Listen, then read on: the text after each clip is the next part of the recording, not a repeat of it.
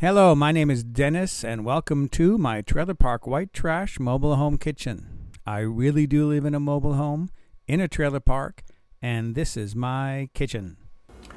What I am going to attempt today, this is my second attempt because I made this once and I went and put it in the refrigerator after it was all done. It was beautiful and I lost control of it and splat, it crashed to the floor, was ruined. So I have to make it again, which is okay because the first time I didn't like the recipe.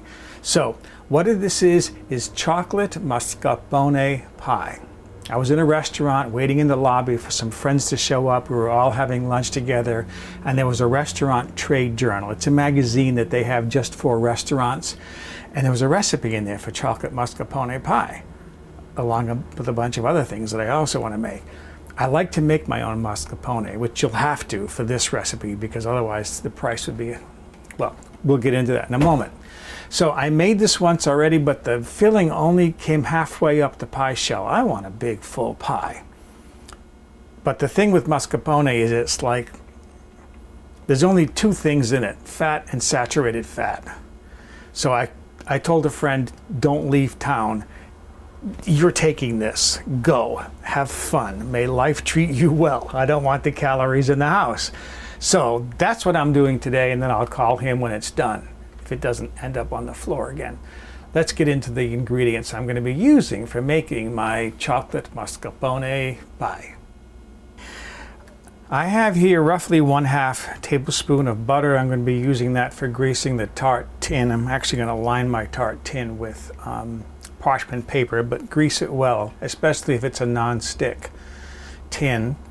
And then I have 2½ cups, or roughly 10 ounces, 284 chocolate cookie crumbs. You need about 25 of these chocolate cookies. These are sandwich cookies with the cream inside chocolate, like Oreos, things like that.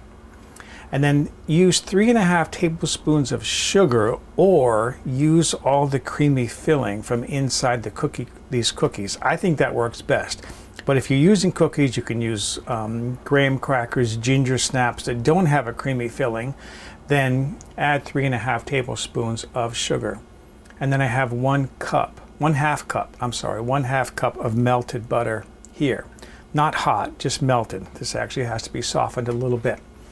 And then for my filling, believe it or not, I have over 2 pounds of mascarpone here that I made myself.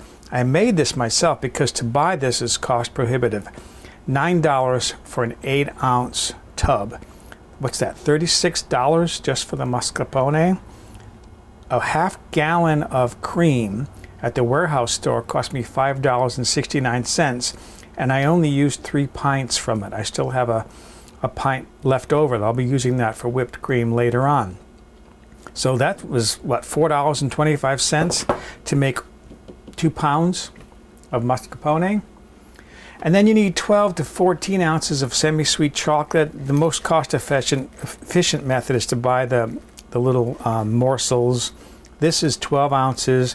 I have a candy bar here of dark chocolate, 4 ounces. I only need a little bit of this for garnish, so I may be adding half this candy bar to my chocolate to bring it up to 14 ounces. And then I'm going to be using ½ teaspoon of almond extract, or hazelnut if you'd like, anything that you'd like as far as flavoring. I think almond is good in this, but hazelnut would certainly be good as well.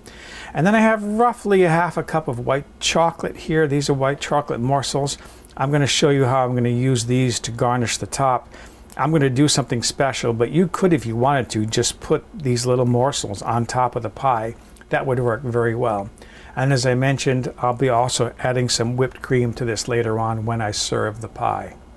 So those are the ingredients I'm using for my chocolate mascarpone pie. I have here a sheet of parchment paper, and then underneath this I have this sheet of paper on which I drew basically one leaf on the computer and then copied and pasted till I filled that sheet of paper up so I'd have the same size. And what I'm going to be doing is using some white chocolate inside of a piping bag, and I'm going to create little leaves here and then store them in the refrigerator to chill up. And then later on, I'm going to put those on top of my pie when I'm done, and it'll make it look really pretty. So to get started here, I have some boiling water on the stove. I'm going to pour my white chocolate into my bag and put this in a plastic bag that's heat proof, and I can just plunge this in the boiling water, and that will soften my chocolate, and I can use that then to pipe onto my design here. Okay, let me show you how I'm going to do this. I'm going to squeeze my chocolate out onto my pattern here.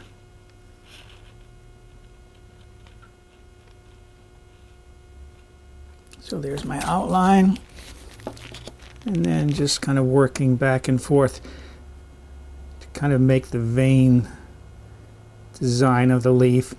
There are tips for making leaves. Those of you who are used to cake decorating, you can use one of those tips to do this if you want. Make white chocolate leaves. I don't do cake decorating, so basically this is how I'm going to do it.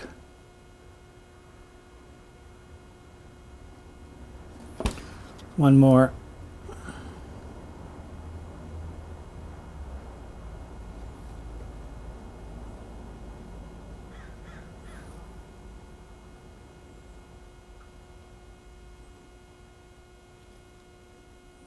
Okay, and I have like at least 30 of these to do. I'm going to fill this sheet up and then put it in the refrigerator. So let me finish this and then I'll move on to my next step.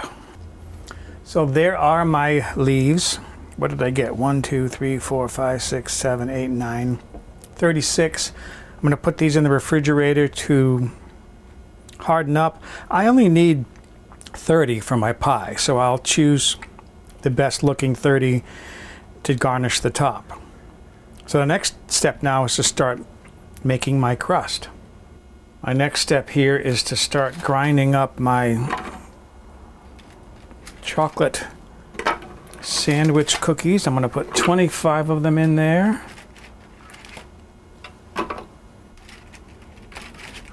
Okay, there's 25. And I'm going to grind this up a bit first before I put my butter in there. But as I always do, put a little barrier over the top so that I don't get my lid dirty. One less thing to wash. And I find that these grind better if I pulse them rather than just turn it on, because the cookie solids will kind of move up to the top and won't get down to the blades. So I'm just going to pulse these.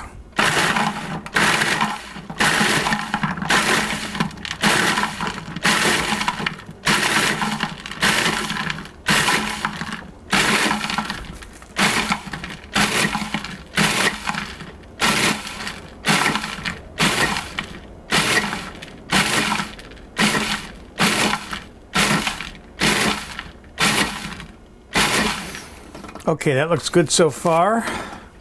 And again, that's the cookies with the cream filling in there so that I don't have to add any sugar.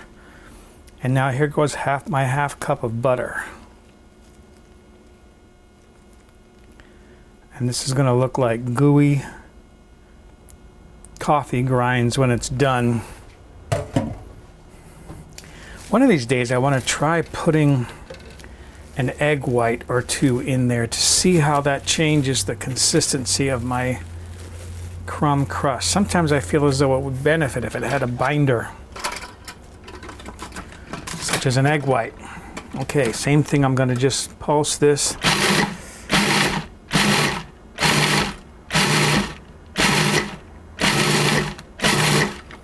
All right, and then I just want to scrape the sides down.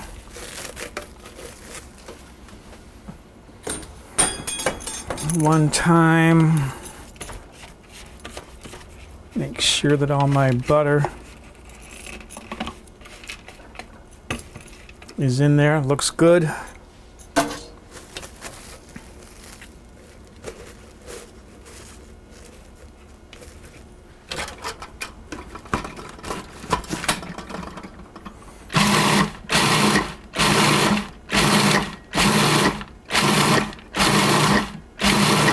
And that should be fine.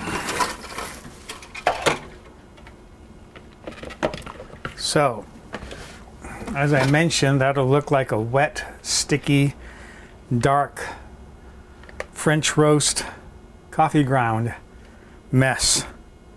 And I can see a little bit of butter in the very bottom. I'm going to move this to a bowl and just mix this up finally to make sure that that butter is distributed evenly. I lined my tart tin or tart pan with parchment paper. I got a little bit of butter here in this bowl, and I'm just going to kind of butter around the edges.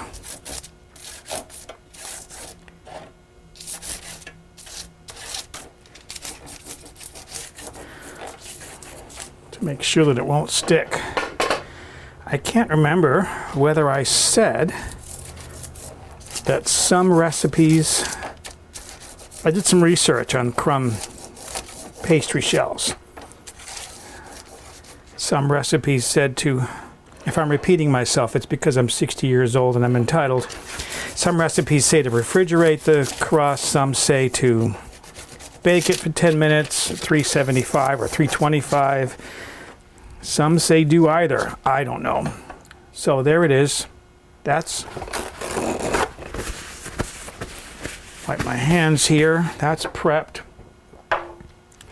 And then this is always a fun mess.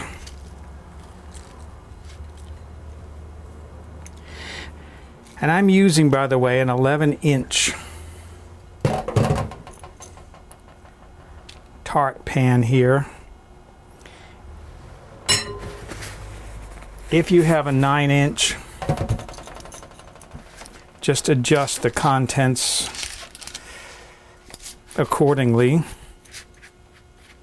Just going to get this kind of stirred around, broken around. Get it distributed. And then get the fingers in there.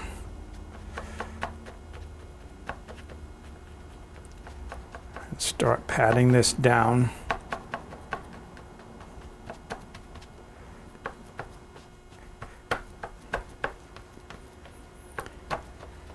And then work it to the edge.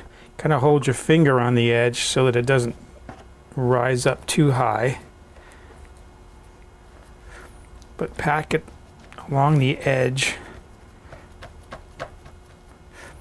so that you have a side crust. Just about there. This is the last section.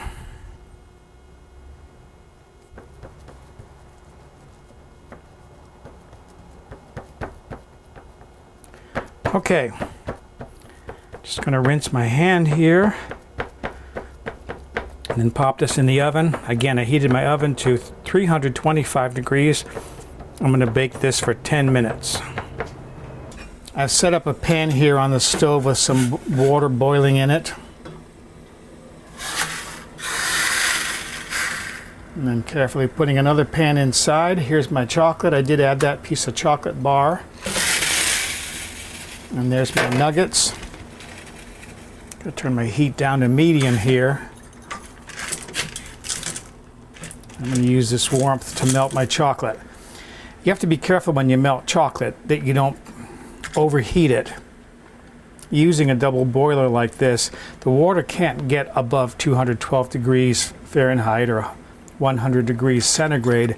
So that gives you a lower high temperature, which will protect your chocolate and keep things from going south, basically. All right, so there's my chocolate. Just gonna stir that and make sure there are no solid chunks in there. Nice and creamy melted. That looks good. So I can take that off the heat, and I'm ready to start mixing my filling. Here's the fun part, mixing the filling. I put all of that mascarpone in there, a good 1.5 pounds. There's all that melted chocolate in there, and then I put in a 1/2 teaspoon of almond extract. And then slow process of getting this all mixed up and getting it distributed evenly. You want to try to eliminate all white streaks in this. And by the way, this filling now, the only sweetness that's in this is from the candy, the chocolate. I did not add any sugar. So when you're doing this, mix your filling, and if you think it needs to be sweeter, feel free to add sugar.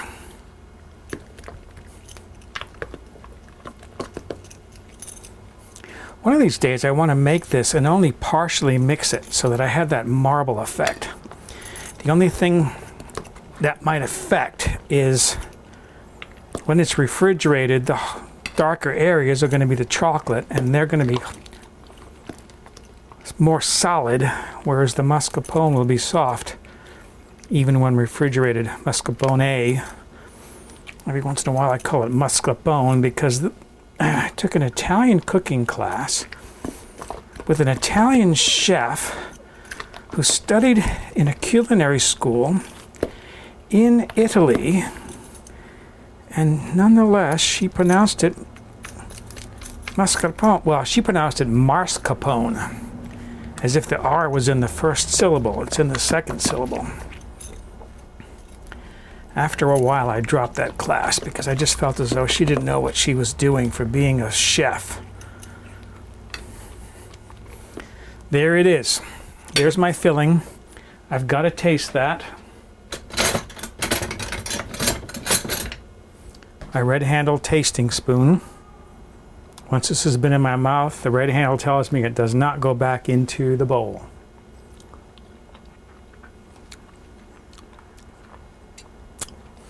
Very subtle sweetness.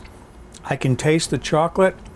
The almond extract is barely there. I think that is a good consistency. That's a good mixture, so we're going to go with that. All right, let's see if I planned this right. This is my pie shell. I took it out of the oven. It baked for 10 minutes. I'm not going to put all this in there right away. I'm going to make sure I have room for it all. I baked this for 10 minutes. And then I refrigerated it while I was preparing this filling. I need a knife.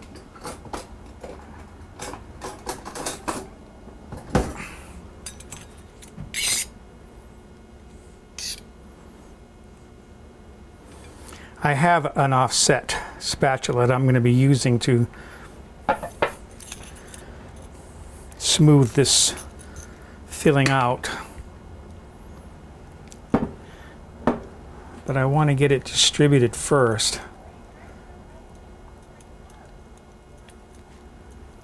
Because if I have too much, I'm not going to overfill my pie just so that I can use it all.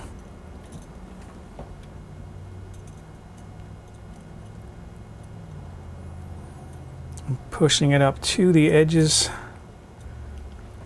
of my crust here.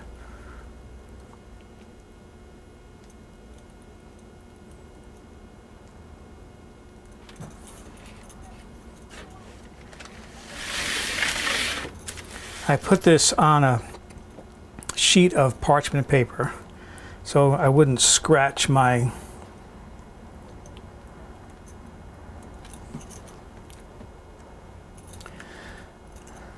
baking sheet, because that baking sheet's got a nice non-stick coating in it. I don't want to scratch it.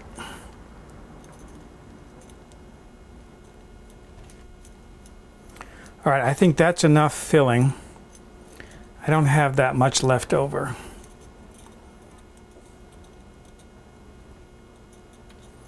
So there's a little bit left over in this bowl.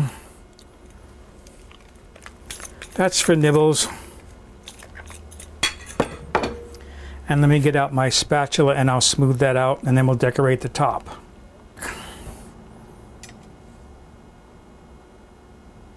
This always takes a while to get this really beautifully smooth.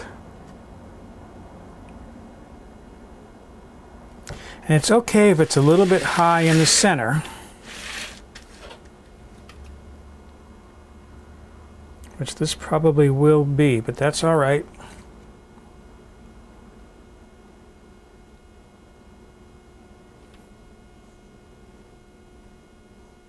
A little bit over full in that one section there. So I'm going to push that to the middle.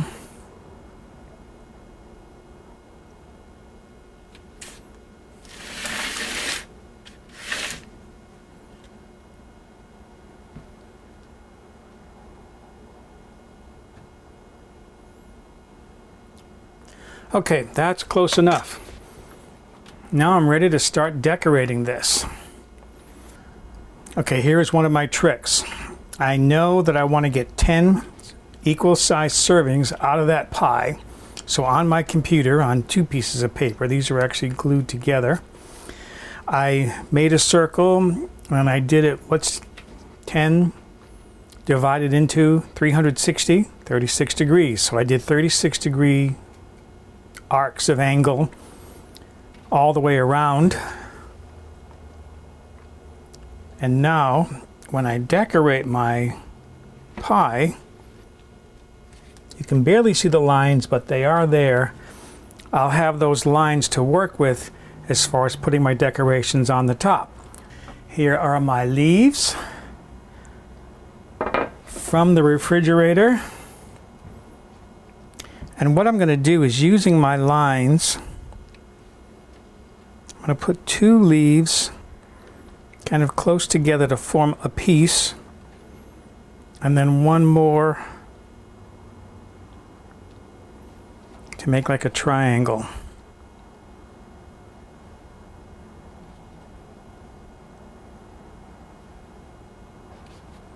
So that every piece, when it's cut, will have 3 white chocolate leaves on it.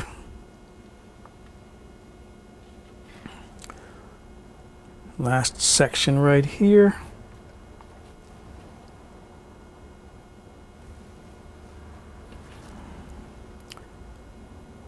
All right. And then I have about, what is that, 2, 4, 6 pieces left over for nibbles. So there it is. That's ready now to go into the refrigerator. I put this on a baking sheet, so this time hopefully I won't lose control of it and it'll end up on the floor like it did last time. If you watch through the end of the credits, I will try to put the clip at the end as an outtake of the pie on the floor. If I remember correctly, I did video that mess on the floor. Chocolate mascarpone pie. So here is my pie. I'm going to see if I can do this without a disaster. This has been sitting in the refrigerator now for quite some time. It's 5 o'clock right now. I finished this about 4 o'clock. I have a bowl set up. Again, this is a 2-piece.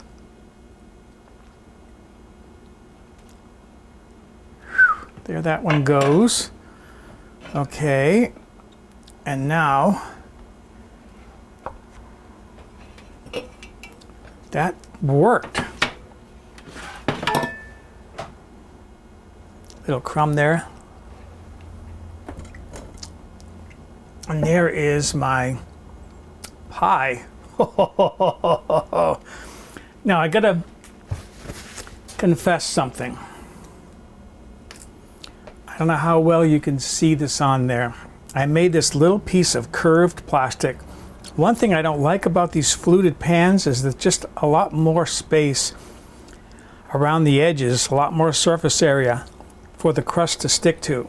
So I made this little curved piece so that it's just the right shape to go between the crust and the pie pan, and I went all the way around and loosened it all the way around so that I could get this to come up free.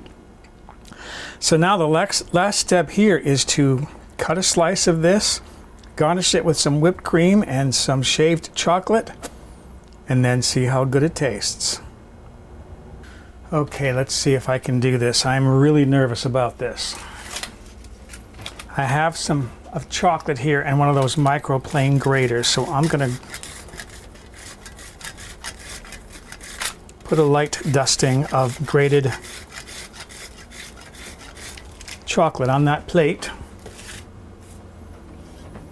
And then I'm going to slice a bit of my pie here.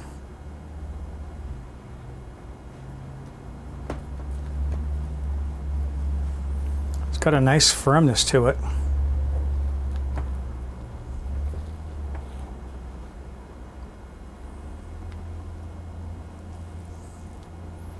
Oh, that looks beautiful. Look at that.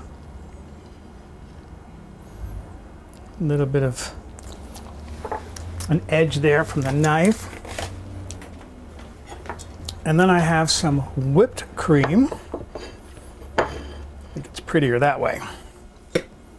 This is lightly whipped cream, not stiff peaks.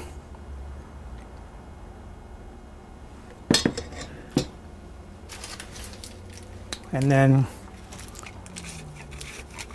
some more chocolate on my whipped cream. Okay, that deserves a close-up. Hold on a second. Look at it.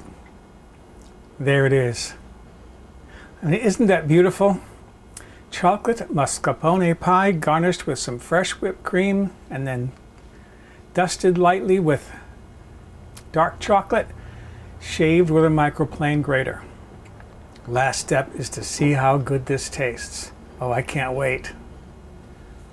Okay, I am dying to taste this thing. I've already cut into it because I just couldn't resist. This is double pleasure because, as I told you, the last one I made flipped out of my hands and landed plop on the floor. I never got to taste it, so I had to make this a second time just so I could enjoy this moment. Oh, this looks so good.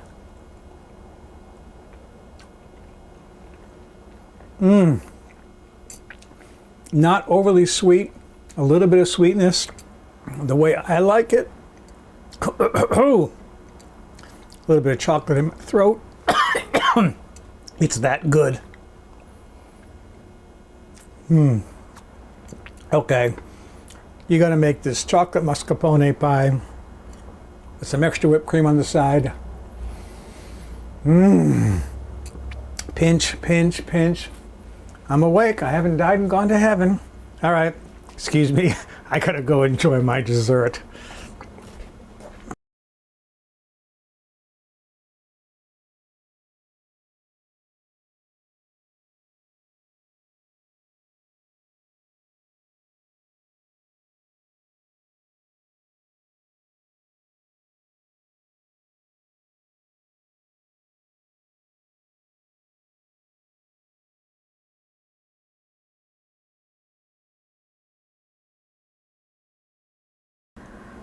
Sometimes things do go horribly wrong. There's the chocolate mascarpone pie. I lost control of it when I was putting it in the refrigerator. Oh well, tomorrow's another day.